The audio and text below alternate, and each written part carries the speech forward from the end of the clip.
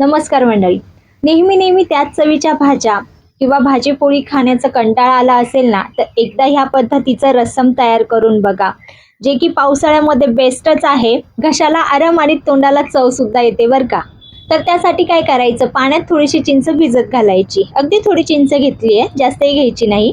आता चिंच भिजते तोपर्यंत आपण पुढची तयारी करूया. त्यासाठी एका पॅन मध्ये ना 1 चमचा काळी मिरी, 1 चमचा जिरं, 1 चमचा धने, 2 सुकलेल्या लाल मिरच्या बघा अशा तोडून घातल्या. त्यानंतर 10 ते 12 कढीपत्त्याची पानं, 1 चमचा सफेद उडीद डाळ घातली आणि थोडासा लसूण, तर 5 ते 6 लसूण पाकळ्या घातल्या आणि खमंग आता हे आपल्याला भाजून घ्यायचं आहे. तर गॅसची फ्लेम ही मध्यम ठेवायची आणि मध्यम आचेवर ना सतत ढवळत हे मस्त खमंग असं भाजून घ्यायचं. तर इथे ना आपण एक मसाला तयार करतोय.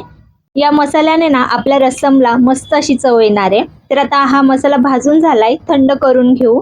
मसाला थंड होतोय तोपर्यंत इथे 2 लाल बुंद म्हणजेच लालसर अशी टोमॅटो घेतली.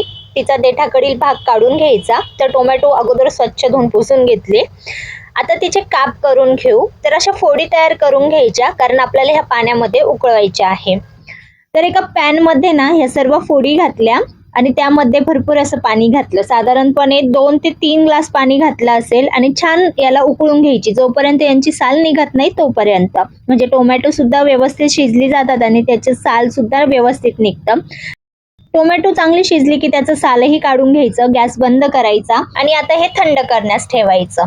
तोपर्यंत मिक्सरच्या भांड्यामध्ये सुरुवातीला भाजून घेतलेला मसाला ग्राइंड करून घ्यायचा आहे. तर हा मसाला दळत असताना ना शक्य होईल तितका बारीक करून घ्यायचा, जास्तही बारीक करायचा नाही. तर बघा या पद्धतीने ना असा थोडासा जाडसरच ठेवायचा. तर बघा इथे झटपट असा रस्सम मसाला तयार झाला. तर हा मी एका वाटीत काढून घेतला आणि आता सारख्याच मिक्सरच्या भांड्यामध्ये टोमॅटोची प्युरी करून घ्यायची आहे. त्यासाठी जे पाणी आहे ते सुद्धा मी ऍड केलं आणि टोमॅटोची एकदम बारीक अशी पेस्ट म्हणजेच प्युरी तयार करून घेतोय.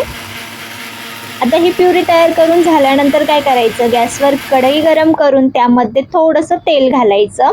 तेल चांगलं गरम झालं की लगेच यामध्ये नेहमी सारख्याच फोडणीप्रमाणे ना पाव चमचा मोहरी, जिरे, कढीपत्त्याची काही पानं, एक सुकलेली लाल मिरची घातली तोडून आणि हिंग देखील घातला आहे. तर हिंग मी तेलातच घातला आणि जी तयार पेस्ट आपण टोमॅटोची करून घेतली होती बघा, ती संपूर्ण ऍड केली आणि सुरुवातीला जी चिंच आपण भिजत घातली होती ना तिचा सुद्धा कोळ काढून घ्यायचा. म्हणजे चिंच अशी पाण्यामध्ये व्यवस्थित कुस्करून त्याचं पाणी यामध्ये ऍड करायचं आहे. तर हे पाणी असंच न घालता गाळणीच्या मदतीने गाळून घालायचं, जेणेकरून यामध्ये चिंचाच्या ज्या बिया असतात, काही कचरा असतो ते वरच राहील. तर बघा चिंचेचा कोळ आपण यामध्ये ऍड केला. आता वरतून गरजेनुसार पाणी घालायचं, चवीनुसार मीठ घातलं, थोडासा गूळ देखील घातला आहे. तर इथे रंग छान यावा म्हणून लाल तिखट घातलं.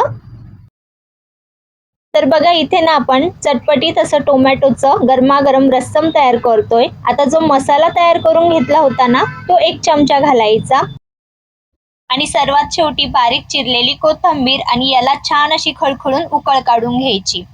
आता टोमॅटो रस्सम तयार आहे. तर वडे हे झालेच पाहिजे. तर इथे मी छोटे छोटे उडीद डाळीचे वडे देखील काढून घेतले. आता हे रस्सम सोबत खाल्ले जाणारे वडे कसे बनवले याची जर रेसिपी हवी असेल तर मला कमेंटमध्ये नक्की सांगा. तर हे सुद्धा छान मी खमंग असे तांबूस रंगावर तळून घेतले.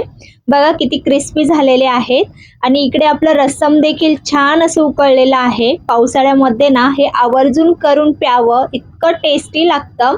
घशाला आराम देखील मिळतो. आपण इतर सूपचे प्रकार पावसाळ्यात करत असतो, असं वडा रस्सम करून बघा, अतिशय चविष्ट लागतं. तर हे टोमॅटो रस्सम तुम्ही असंच गरमागरम पिऊ शकता किंवा वड्यासोबत प्या, अप्रतिम लागतं. जो रस्सम मसाला आपण तयार केला तो तुम्ही अगोदरच बनवून ठेवू शकता आणि पाहिजे तेव्हा रस्समचा आस्वाद घेऊ शकता. तर एकदा या पद्धतीने नक्की ट्राय करून बघा. रेसिपी आवडली तर नेहमीप्रमाणेच रेसिपीला लाईक करा. चॅनलवर नवीन असाल तर सबस्क्राईब करायला मात्र विसरू नका. धन्यवाद.